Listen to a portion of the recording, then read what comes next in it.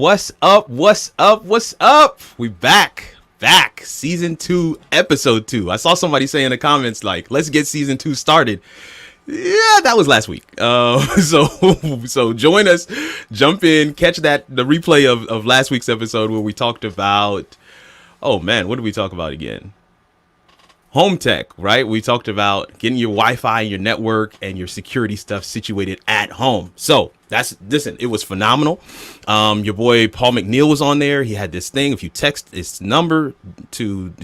certain phrase to this number, he gave you a bunch of security tips that you can implement at your home right now. Okay.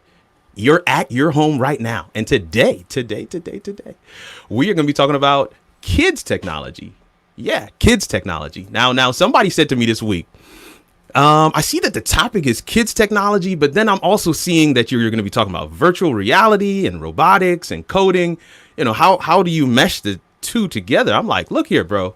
If you have a child and they're not working, right, like K-12, you know, K-14, whatever, their full-time job is to learn. And if you're not introducing technology into their life that is helping them learn, I really don't know what the technology is in their life for. So, man, we got a panel full of what I call experts. And, I'm sitting in the seat of the audience member today, right? Because this is not my area of expertise. I'm hoping that my wife is on there right now taking some notes. I see our numbers are climbing. I'm loving that. So right now, take a second, share the stream, let folks know this is what's happening. This is our topic for today. Kids technology. And without any further ado, we're going to bring on Richard Hardin right after we play our intro.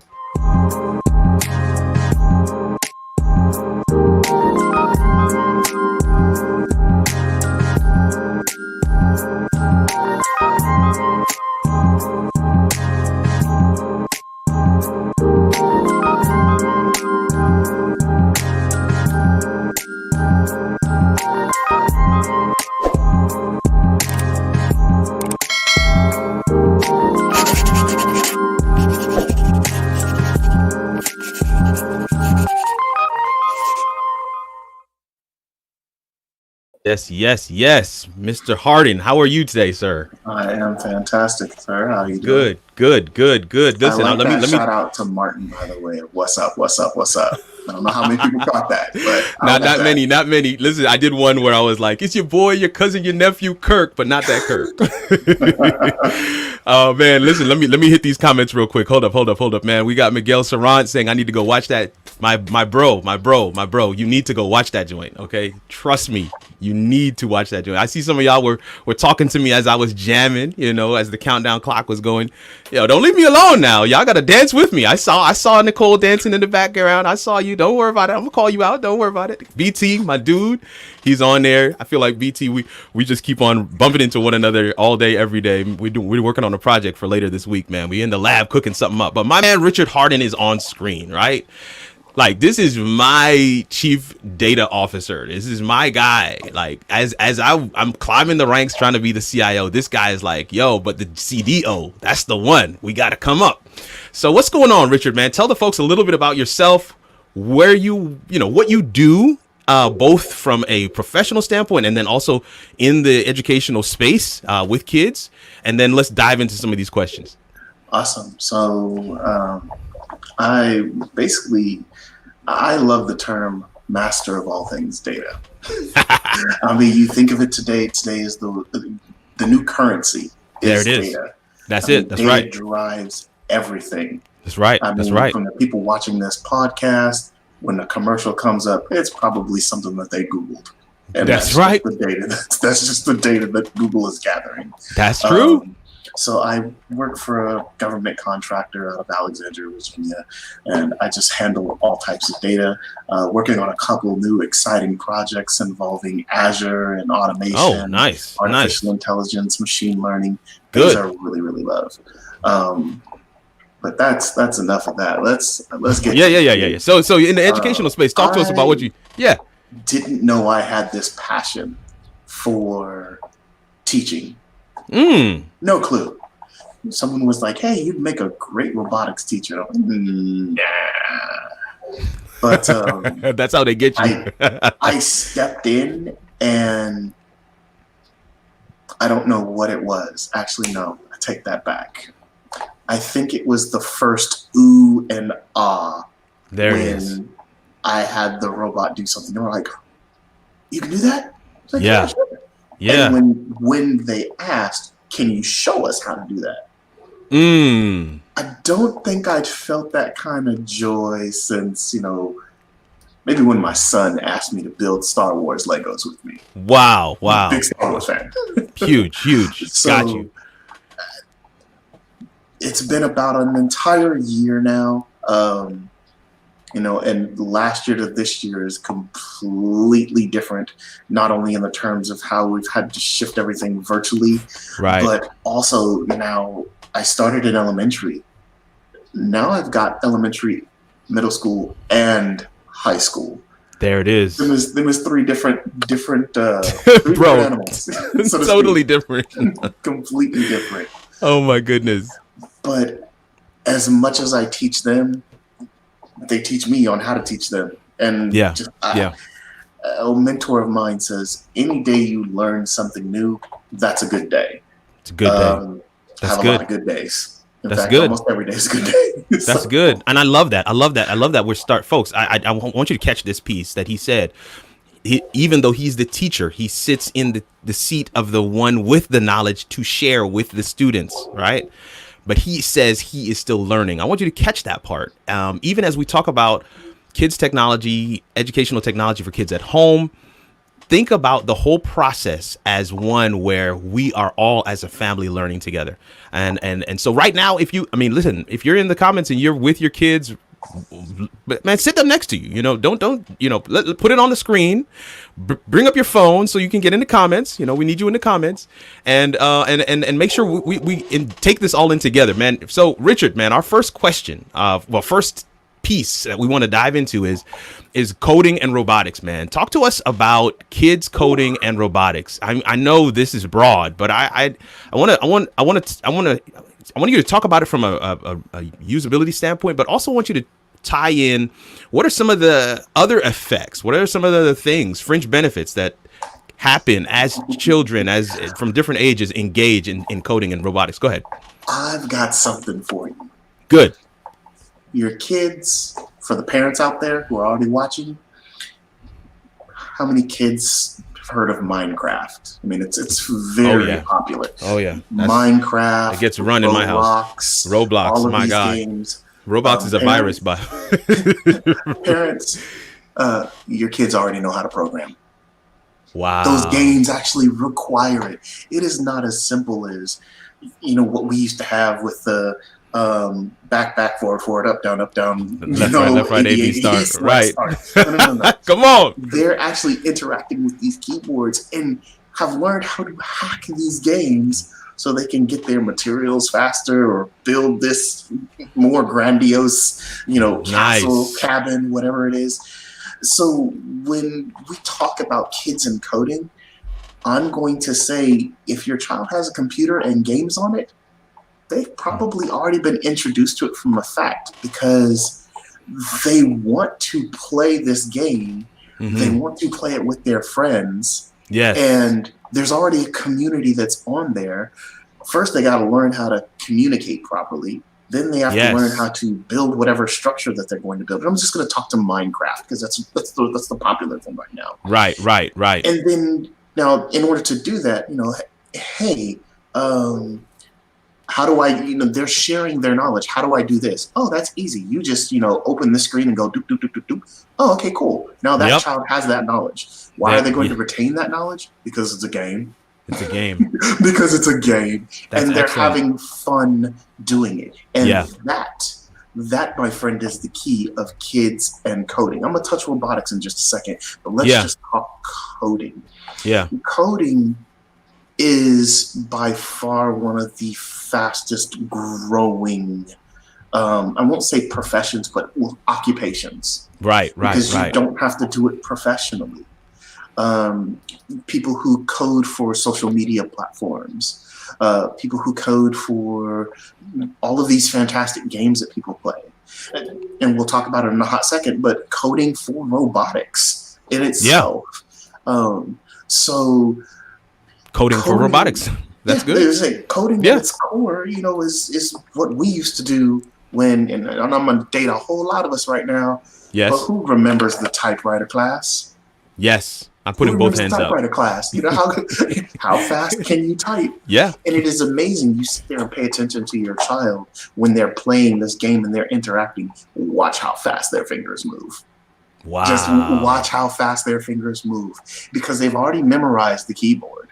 Wow. They've memorized it now at 8, 9, 10, and 11. When we were doing this at 15, 16, and 17. That's very true. If not later. Instead. Have mercy. Have mercy. With that in mind, there are multiple platforms for kids to code, whether it be on the computer. And let's take a simple one. How many of us parents have bought our kids some type of mobile device? A phone. Okay, maybe not a phone if your kids are too young. Right. But you've given your child your iPad, your Kindle Fire. Oh yeah. No, they're just going to be reading. They're going to just read this thing that I give them. Yeah, and then 5 minutes later you've turned around and like, hey, how did you unlock that? because at the base it's kind of like what you were saying earlier. Is like from the age that they come out to the age that they get a job, they're learning. That is their job. Learning. That's it. And everything is now on some type of device that requires a code. And what do kids love to do is find out how something works. I love it. Why didn't you just put the all in there? How come you didn't just put the all in there? They just want to find out how it all works. Come on, bro. Let's brand this thing. Go ahead. My bad. I did not think to tie that in. But rewind that back. How it all works. Yes. Literally. From a coding perspective to a robotics perspective. Right. I mentioned my son and I love to build Legos. I'm a big Star Wars fan. He's kind of adopted into it, but building at its core. And then, what can this do? Okay, how can we turn it into something? Right. Well, we understand that it needs a motor. How are you going to make a motor work? Well, you kind of have to tell it what to do, which is what? Programming. Okay, and when you write a program, you're coding. Coding. So you're just running that domino effect. Right. With our robotics program that is currently running. Just for context, Yeah. how old is your son, or better yet, what grade is your son in? He's in 6th grade. Good. Just wanted to give people context so that you and I guess even as you're talking about the robotics program, when does that normally start, and should it start earlier? Go ahead. That's a good question. I have run last year. I had someone who was in 4th grade completely intrigued in how it all works. Literally just like, hey, how does that robot do that? Right. Went and spoke to their parents. Their parents came and spoke to me and said, hey, can he just sit on the sidelines? Yeah. How about he just sat there, watched, and pretty much mastered what some of the older kids were doing better than what they were. You see, just and that interest level. That's the piece that I want to make sure is relayed to our audience today, is that the younger the better. I mean, because there's just, as they grow older, there's some inherent limitations that are placed on them that they start to accept. I said a whole lot there. I'm just going to leave that. But if we can free them up to experience some of these things and understand it even at a younger age, it just broadens their horizon in terms of what's possible as they go forward. Man, listen, I want you to just give us. I'm already over my time. I got to get somebody else on screen here, but I want you to speak to. Just give the audience one or two specific sites, platforms that you recommend. Maybe let's leave off the why part for now, but just give them some specific platforms that you recommend. And I want to, even before you say that, I want to mention to our audience, I know you're watching from all over, Facebook, YouTube, all over the place. On the YouTube post for this show, in the description are a boatload of resources. So even after the show is done, if you want to catch some of the things, the videos that we're going to play, different resources, all of that stuff is listed in that description. And even after the show is over, I will still be adding to that description. So please check that out. Go ahead, Richard. So 2 quick platforms. Yes. Why is easy because it's free. Excellent. Ozobot.com. That's Ozobot. So OZ. Let me make sure I get it. OZOBOT.com. Right. You pull it up. They have a free playground with on-screen instructions. And for my older kids out there, and even the parents who are interested, it is VR.vex.com. Again, on-screen instructions, samples, all free. I'm putting them on the screen, and I'm hoping that somebody will put that in the comments so that you can just click the links. Ozobot, am I saying that right? Yeah, Ozobot, and then vr.vex.com. Folks, go and check those things out. Good. Listen, we're gonna run, but we're gonna have Richard back toward the end of the show as we wrap things up, and we have all of our guests come through and chill with us.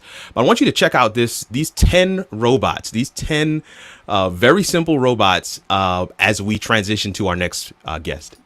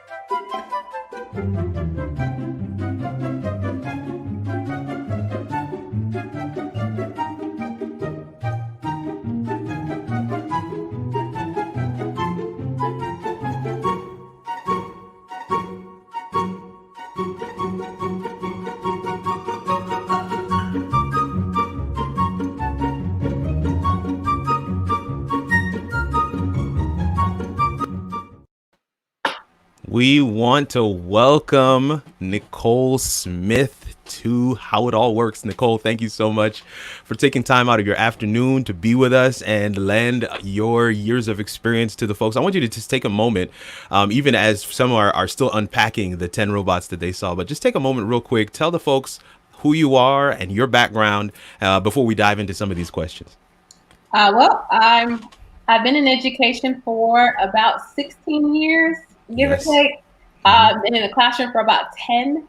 And then I transitioned into being a Title I curriculum specialist for about 6. Good. Perfect. So I wanted her to say that, folks. I asked her to say that. You see, we don't do humble here. We can't be doing humble here. I want you to know we got folks with receipts, okay? So she has actually designed curriculum. Okay, I want you to catch that, and I want to say this also.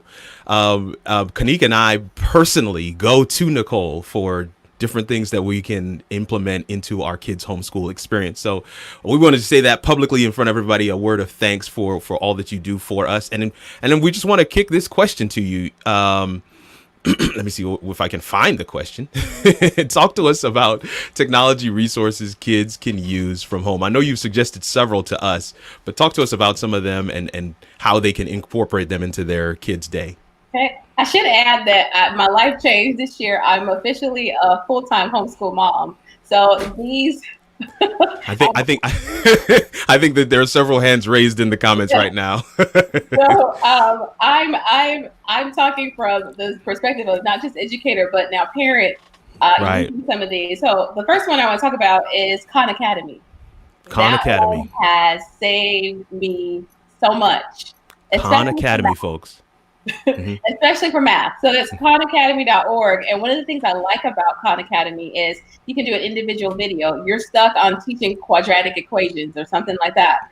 Khan Academy has a video for it. Yes, they do. So you set up your account if you want to, or you could just Google that one particular video. So we've been since March when we transitioned into that remote learning, schools shut down. Right. I enrolled my daughter into that 3rd grade course. You can enroll your child into a course.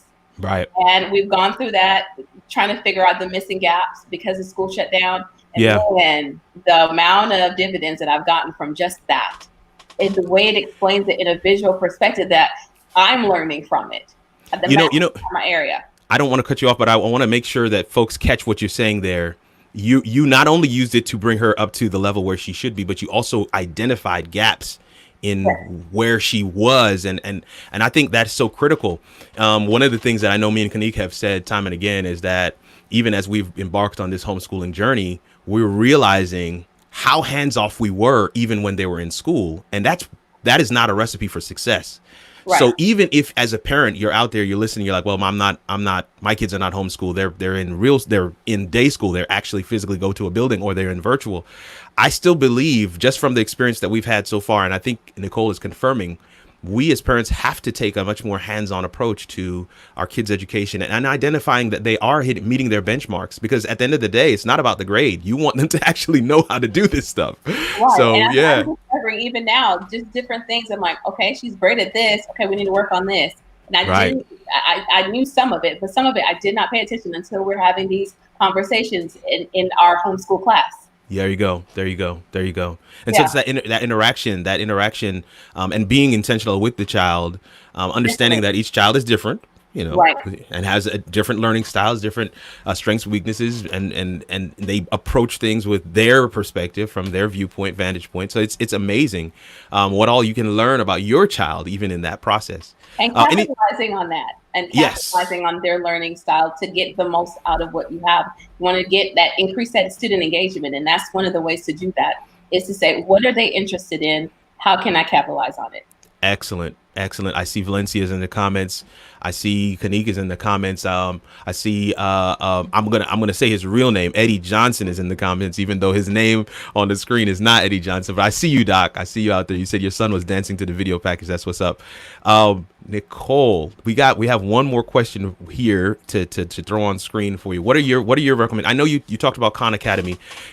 Any others that you would recommend for families to look into, and is there a way that they can integrate them into their into their daily lives, whether they're doing virtual school, whether they're doing homeschool, or whether their kids are physically, going to the building every day. How can we integrate this into our routines? Okay. So another one that I really like that we've been using for a while is Epic. Okay. Epic is a reading program that have videos on there about every single possible topic that you can possibly imagine. My daughter comes to me all the time and she's like, "Did you know such and such?" And I'm like, "Where did you learn that?" Epic. Wow. Right. And so Epic Wow. has every reading level that you could possibly think of at your fingertips with high interest readers. Okay. So one of the things that we're trying to get kids to read more, like, why aren't they reading? Why don't they like to read? Probably because they're not interested in what they're reading. Epic has something for every child, I would imagine. That's good. Every grade level. It sets it up where you have, for the early readers, you can have it where it reads along to you. It's like Audible in one with reading to you. Then there are older kids where you're having those chapter books, those kinds of books that students can really use. One of the things, they're probably already using it at school. They already have an account, more than likely, at school. And so then it's free for you if you have that. If you know a teacher, have them hook you up with that and enroll them. Come on. That's right. Free. FREE. Epic. Epic. If you're one of those kinds of families that you're buying books all the time, even if you pay for that subscription, it's cheaper than buying books. One book is about what, $10 or $7? Maybe that. Yeah. You pay that in a month and you get all the books possible that you could think of. Wow. So that's one of the ones that I really like. I also like Toontastic. We've been using that for a little bit. Toontastic, it kind of goes along into that programming kind of deal, but it's for language arts. So you create your own cartoons. They watch them. Why not create some? And we've been using it as my daughter likes to write, and she comes up with these great stories. So now we have an illustrated cartoon. Oh, good. Them. But that's pretty cool. Other things that you can do with that. So you have that reading piece. What did you read? How about let's illustrate and show me? Wow. So it's a really neat thing where that's good. It's one of the things that Richard said. You think you're playing a game, but I'm actually learning. It's going through the process of what's a plot, what are characterization, how do you put all that together. They're doing their background music. They're doing all of those things all in one in this app to learn, and it's language arts based. So I really love that one.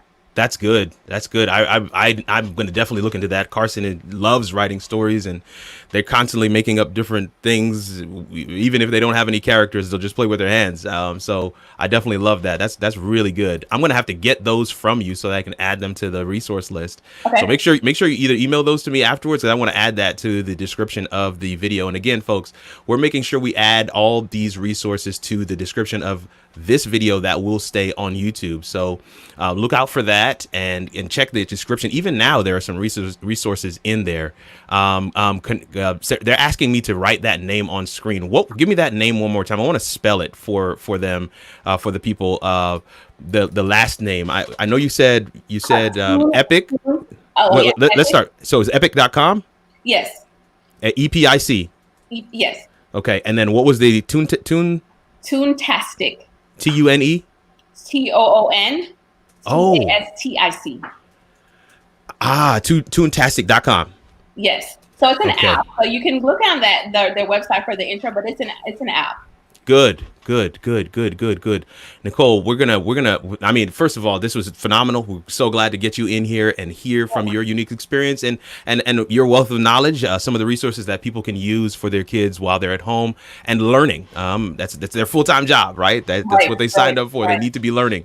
We're gonna play a quick little video that highlights 3 different resources, and then we're going to bring Mr. Farron George on screen. But Nicole, you're going to join us again at the end of the show when we have our roundtable and have some discussion with Richard and yourself and with Farron. So we are going to play this quick clip, and we'll be right back. BrainPop provides animated videos on a wide range of topics to engage students in learning. Use the PSS account for unlimited access to videos, quizzes, and games. Getting started is easy. Just go to brainpop.com, browse through the categories, select your topic of interest, and press play. For children under the age of 9, you may want to check out the Brain Pop Junior website. Khan Academy makes it quite easy for parents to get their kids to continue building skills at home. It offers free instructional videos and a personalized learning experience for math skills along with other subjects. Your child can learn at their own pace using pre-made lessons, practices, and quizzes. Inspire your child to be active and mindful with the use of Go Noodle. This tool offers various exercises and games that promote mobility for all ages, interests, and abilities. This will benefit kids' physical wellness, academic success, and social-emotional health. We encourage you to use these resources to help support home enrichment for your child.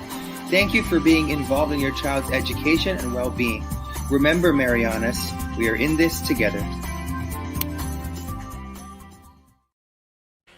Oh man, that was so good. Listen, folks, I just want to make sure you know that even as we play these clips here on How It All Works, the link to the full videos are going to be in the description of this video.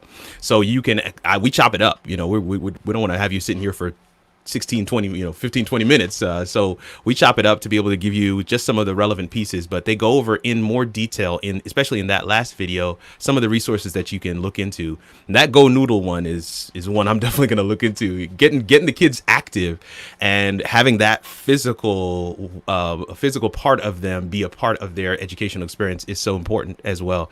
Farron George. My brother. Farron George, man. I just have to take a moment and laugh. We just go so far back, man. Bro, it's so good to have you here on the show, How It All Works. Yo, y'all, man, if you're looking underneath his name, you see the site Ed Shifted.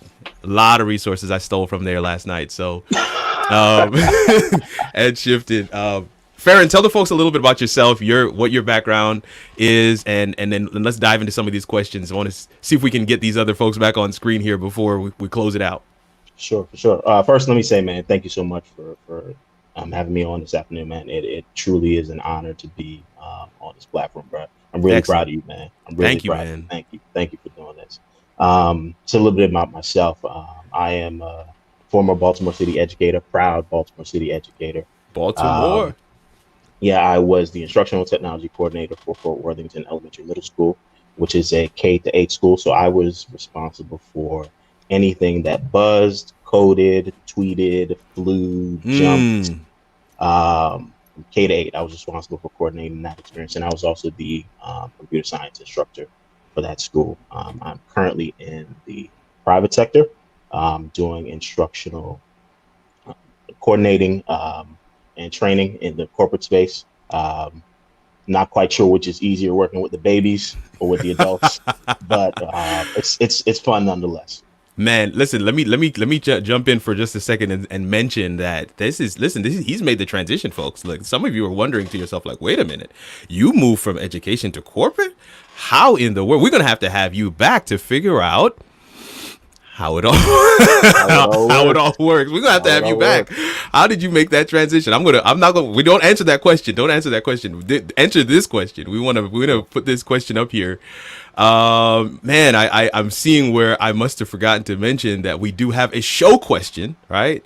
And so in the comments, folks, what are your family's go-to kids tech platforms? In the comments, tell us what are your family's go-to kids tech platforms. For those who are watching live with us right now, for those who are watching the replay, just go to the comments and tell us what are some of your kids' go-to tech platforms. We may end up taking some of those and putting them in the description as well, because we want this to be a resource for families to be able to come back to and say, yeah, there was a show where they covered some of that content, and I want to be able to implement some of those in our families.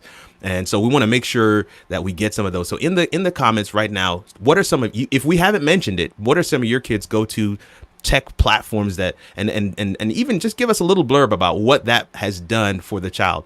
Farron, man, many families are doing school from home, man. A lot of families are doing school. So how can families best incorporate technology into their child's education?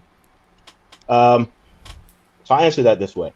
Yeah. If your students are already doing 5 to 6 hours during the day, I know many parents, when they hear that question, they're going to be like, "What? Wait, more?" You want me to give more, right? And so that's the challenge. How do we evaluate the activities that students are involved in for the long term?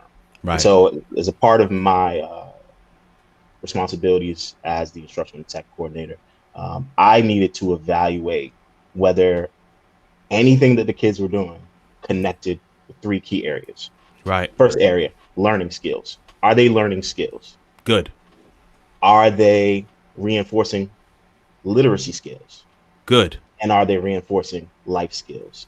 Excellent. If it meets those 3 criteria, and we can dig into them a bit more, then it's something that I can entertain and pull into my students' educational experience. So let me give you an example.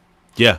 So I did drones with students, and I combined programming robots to control the drones. I see Richard backstage doing like this. Right. So we had a guest from the U.S. Army come out to school for a career day, and did a demo with some of my students, and we're talking students in East Baltimore, right?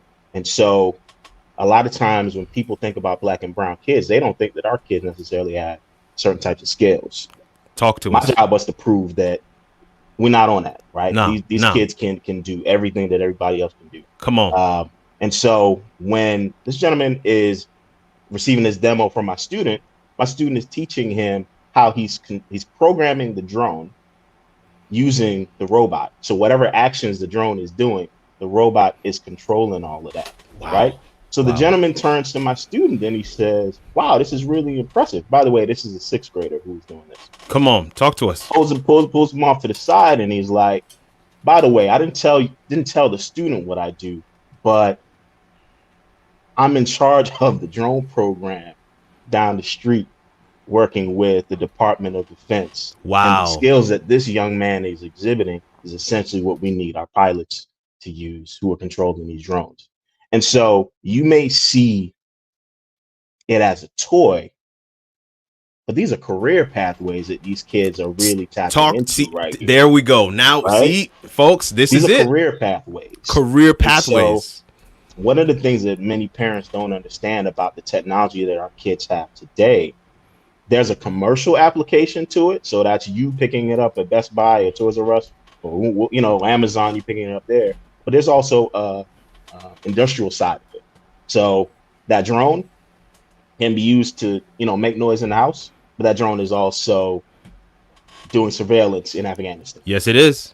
The kid who knows how to control that drone in your backyard can do this in the private sector as well. Yes, the kid that knows how to 3D print in the house, also knows how to go to China where they're building houses with 3D printers. Right? Wow. At an industrial scale. Wow. Or at the university level where they're printing organs with tissue. Tissue. My goodness. Printers, right? My goodness. And so you may think that giving the kids more exposure at the end of the day is a bad thing. I just challenge you to look a little bit deeper at what the kids are involved in. And just remember, exposure is the key. Exposure is the key. They never know that these things exist. You close off their opportunities. Oh my goodness. Farron, is there anything, any specific resources that you would recommend that parents look into? I know we've shared a lot of them, but you've touched on 3D printing, you've touched on drones, you've touched on some VR. Anything? I know we have a video that we're going to play here in a second, as we bring the others back on screen. But anything that you want to leave folks with in terms of resources that they can check out? Yeah, absolutely. So one of the first resources that I would recommend that every parent looks at, if you have a child that's in pre-K through, 12th, 13th grade, and honestly for you too, because as you're working with these kids, let's keep it a beam, parents. Some of us need to brush up on our 3rd grade math too. Yes, right? We do. So, full stack. Come on, bro. So, hey, do you want me to put up this flyer? I'm going to the wide open school one. Okay. You guys can take the flyer. The flyer has just a bunch of resources, but the first one, all of this is in the description of the video even now. So if you're on YouTube and you click see more, you're going to see all of this in that description already. So Right. don't even bother to type it or to write it down. I just wanted to put it on screen so he can speak to it. Go ahead. Right. So the first one is Wide Open School. And this one is phenomenal because it is curated for parents and it is catering to things that you can do while your kids are involved in distance learning. Right. So if it's the weekend and you need something for them to tap into, here's a resource that curates all this for me. And Nice. let me just tell you why you would want to supplement with Right. something else. The truth is, for most students right now, they have been out of school since March. Yes, sir. Please speak to it. Parents, you need to understand, like, these educators are doing their best with the framework that they have. Nationwide, we are going to have challenges coming down the road, and you need to supplement. Wow. You need to supplement. You need to support what they're doing in school. And so I can't implore you enough to just find some additional resources. Wide Open School is a great place to start. This one that I'm going to share here is called typing.com. I know that when you're looking at your babies working on these computers and they're hunting with these two fingers, Come on. they're doing this, Yes, right? yes. That's not it. That's not gonna cut it, right? That is literally adding time to the amount of time it takes to respond to a question. And so I used to work on typing with my kids, and they used to hate it. Why are you teaching me how to type, Mr. George? I know how to text. Texting is not typing first, and you're not about to spend 45 minutes typing out 2 sentences in that. So you're talking about the typing.com? Yep, typing.com. Yeah. Typing.com Yeah. is definitely up there. Yeah. One of the other ones that I would take a look at is Tinkercad. Yes. Tinkercad is just an amazing resource that teaches anybody about 3D design, electronics, and coding. A lot of people are intimidated by 3D printing because they think it is a super complex thing. It can be if you don't understand the fundamentals of design thinking and how to navigate in a 3-dimensional space. You jump on Tinkercad, they're going to walk you through some tutorials that'll give you everything you need in order to be a proficient, not only designer, but to understand how 3-dimensional objects function. Let me just tie in something from earlier. We're talking about Minecraft. There is a plugin for Tinkercad that allows you to create your Minecraft characters. So you can create it in Tinkercad and then export straight to the game, or you can export straight to a 3D printer. You don't have to own a 3D printer. There are organizations in the community that already own that. Just a plug for some of those groups. Some of these organizations have, facilities with machinery already. You don't have to buy that. Your local library, tap into that stuff. We're able to go back outside and do that. No, that's so real. But listen, Farron, man, you've said such a mouthful here, and I want to bring the others in so that we can kind of just vibe off of one another and continue this conversation. And I'm going to give you an opportunity to kind of give us some insight into the video that we're about to watch as we transition to our roundtable piece. So let's get that piece in here right now.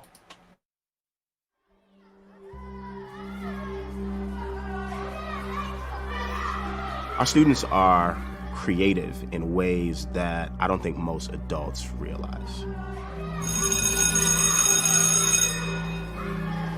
Students want to be hands-on, they want to incorporate technology. I'm in a Lenovo virtual reality headset. Our children are able to actually see what's happening in the world, and it's much more interactive, much more experiential, and much more authentic. And so we're really seeing an increase in excitement of learning, and it's like now, oh yeah, I do want to do some research, and I do want to see what maybe the mountains in Fiji look like. Now you have kids going to the beach, sitting in Baltimore. They couldn't do that before. You have kids literally looking around like, wow, we're at the beach here. And then you throw on the headsets and you have a completely different experience. I feel like when I'm using it, it's like I'm more in my zone. You get to see stuff that you don't actually see in real life or get the chance to see in real life. And you just look around with the VR goggles so I can see the whole 360 and everything. In the rainforest, it was like animals and stuff. It was one animal that approached me and was like looking at me.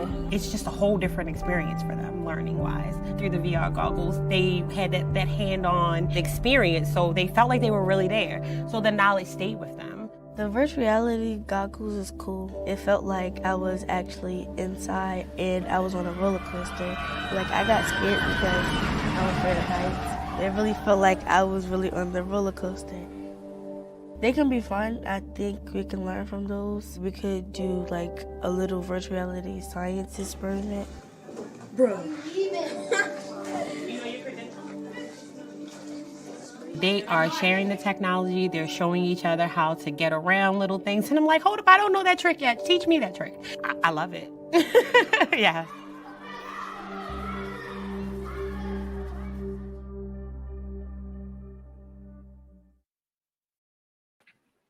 Wow. Wow. Wow. Wow. Wow. Wow. Okay, I gotta swap. Wow. So listen, there's a piece in the video. I've watched it multiple times. I watched it when it came out, when Farron first did it. And I feel like we got a celebrity in the room with us, right? But there's a piece in the video where the teacher says that they are teaching one another. Yes.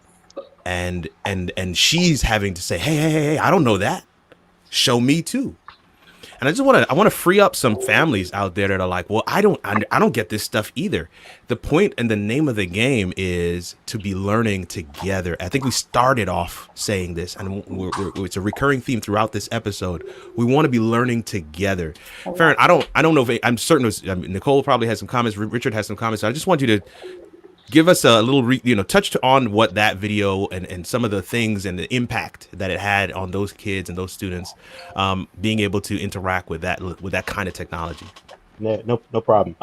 First, let me say they're not sponsoring this segment, but Lenovo was a phenomenal partner for me when I was in the classroom.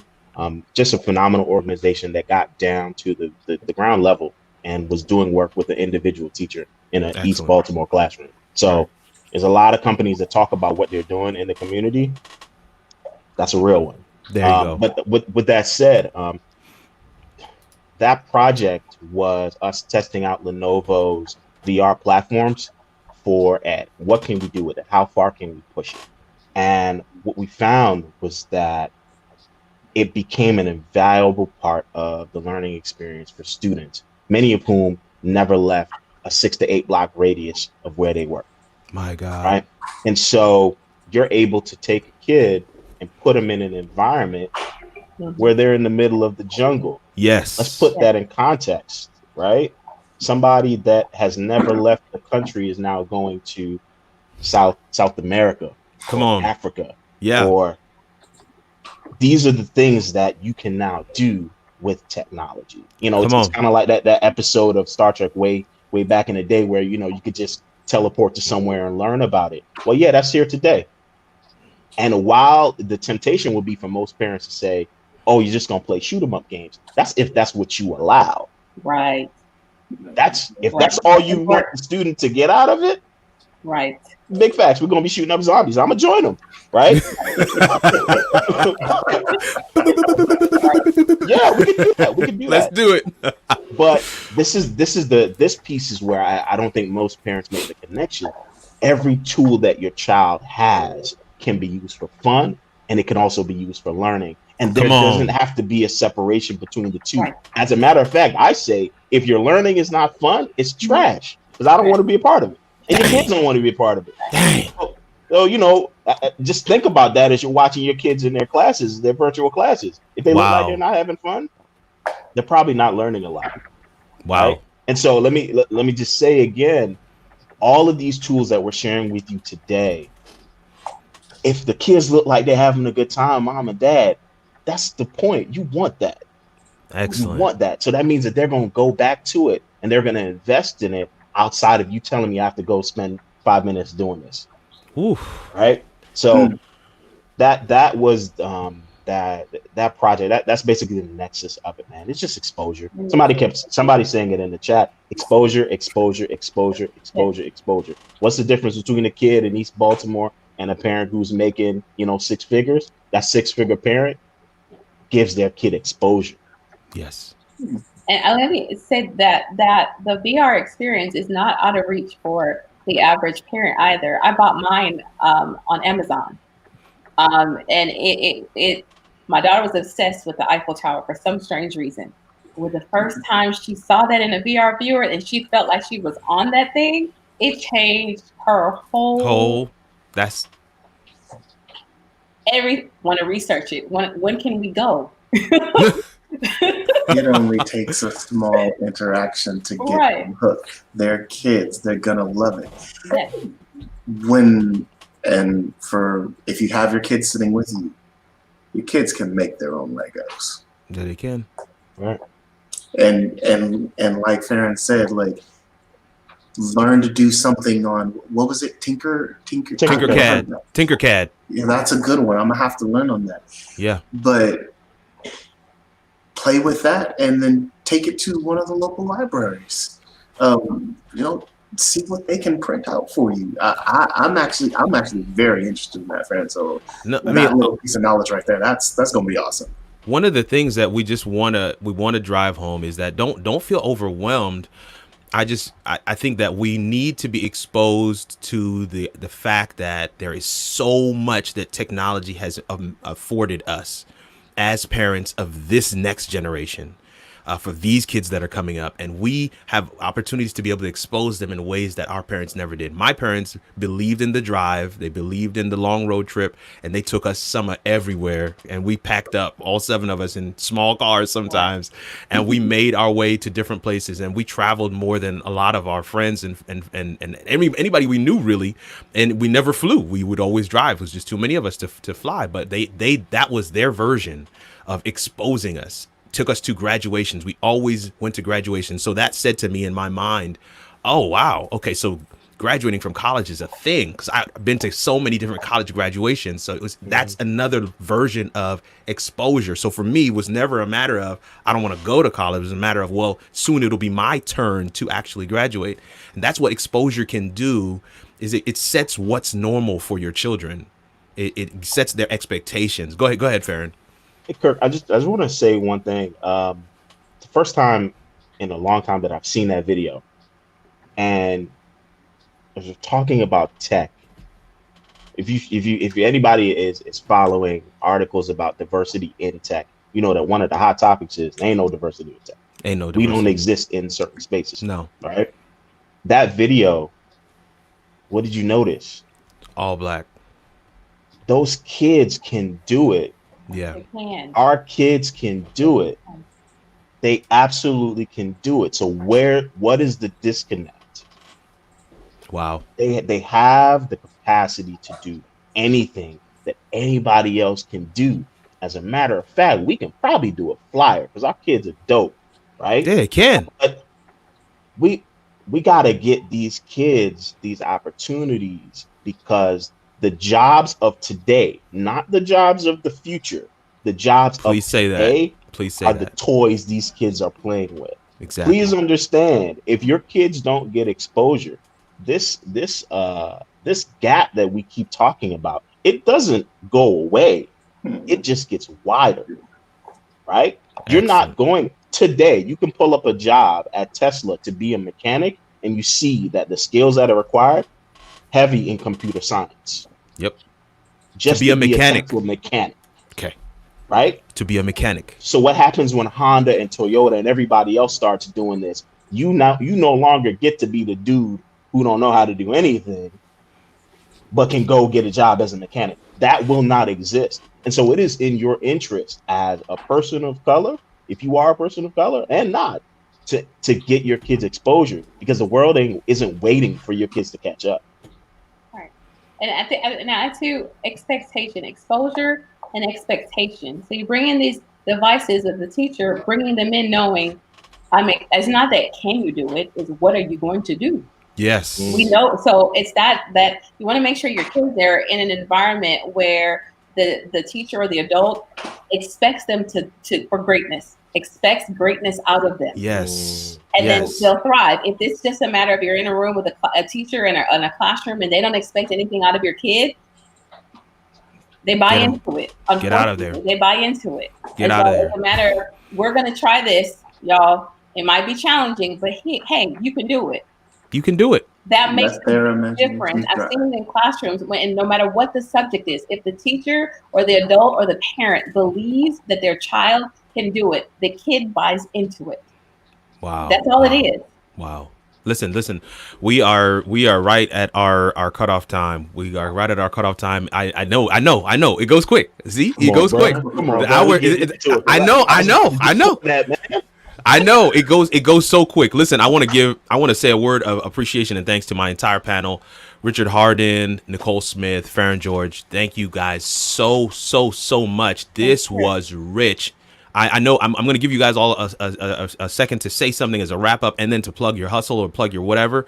But I just wanted to say to everybody in the comments, I know that we have not had enough eyes on this particular episode. We need to share this. We've got to get this information out there. I know that you all have people in your communities, neighbors, friends, parents of your kids' friends who need to come and hear and see and be exposed to what we've experienced over the course of this hour. So I'm asking you to take a second and share it once we get it up on YouTube, because it's not going to stay on Facebook. Just letting you know. If anybody understands the Friday night lingo, TBD. So we're gonna get rid of it on Facebook, but we're gonna get it up on YouTube and go ahead and share it with folks. We want to get this information out there. The truth of the matter is, man, life is about learning. And just as everybody has said multiple times in different ways through the course of this show, we're still learning. We are adults, parents. Those of you in the chat, those of you watching right now who are adults as well, you're learning too. So we want to get that message out there that there are resources that we can begin to tinker with and retool and begin to broaden our horizons and expect more from ourselves and be able to reshape what our destiny could be or what some of the possibilities that we have etched out of our destiny, we can put those back in just by exposing ourselves to what's possible with technology. I want to go round robin. We're going to start with the lady among us, and Nicole, just tell folks where they can find you. Plug your hustle. Give us some last words as we wrap it up. I actually don't have a hustle, but I will say to my homeschool parents and those in remote learning, hang in there. Be kind to yourself. This is a learning experience. Yes. Just go with it. Have fun. Pay attention to what your child needs, and that's it. Amen. I know it's not church, but I just had to say that. Farron, we're making our way around the digital room. Go ahead, man. Thank you again, Kirk. I just want to shout you out, man, because this what you're doing here is gonna help a lot of folks, man. So thank you for convening this. Thank you. You guys see my website at the bottom. That is a work in progress because it was literally birthed from me shifting from the classroom, and I still had all of this stuff in me, right, that needed to go somewhere. So that is what my site is. Please connect. I just want to say to everybody that's watching, there are communities that are coming together to share resources. Yes. They're called learning pods. Yes. And there's some interesting things happening there. Many of the kids that are involved in that don't look like anybody here. I want to suggest to our families, you have to come together, share these resources. If my family has VR and your family does not, we have VR and we need to be doing some things with that, right? We can't, because guess what? We're going to lose if I have an individual victory. We all got to win. We all got to win. So I just want to implore you guys as you're thinking about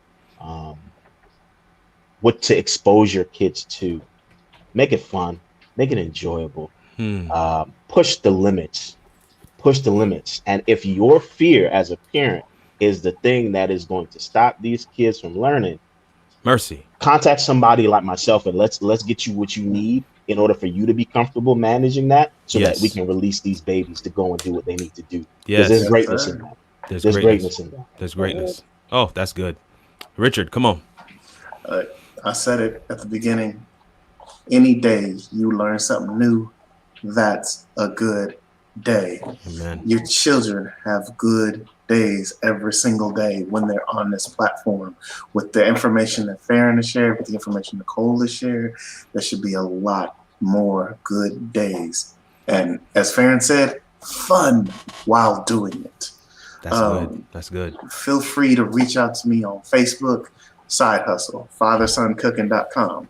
I'm a personal chef. FatherSonCooking.com. I do data, I teach, and I cook. Yeah, So, and he's got some really cool videos. Yeah, with him and his son cooking. That's what's up. And to just put a nice pretty bow on it, that's just another thing. The child's, I know we say it, but never underestimate a child's imagination, especially with technology. Yes. Because they will take it and they will run with it far better than we would have thought. Wow.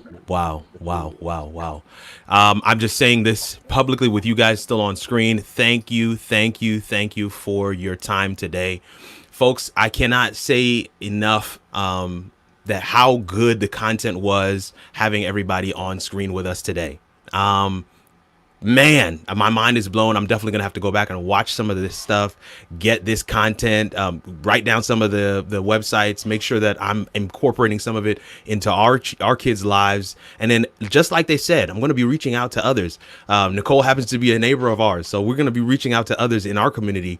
Richard teaches at Oakwood Academy, which is right here in Huntsville, so he's also in the community. We're going to have to start reaching out to others around us to see what we can do to start bridging some of these gaps and exposing our children to things that are going to enable them to broaden their horizons and take advantage of all the things that technology has to offer them. I'm hoping that somewhere in the video today that your light bulb went on, right? I'm hoping somewhere in the video today you saw some pieces come together and you had that aha moment.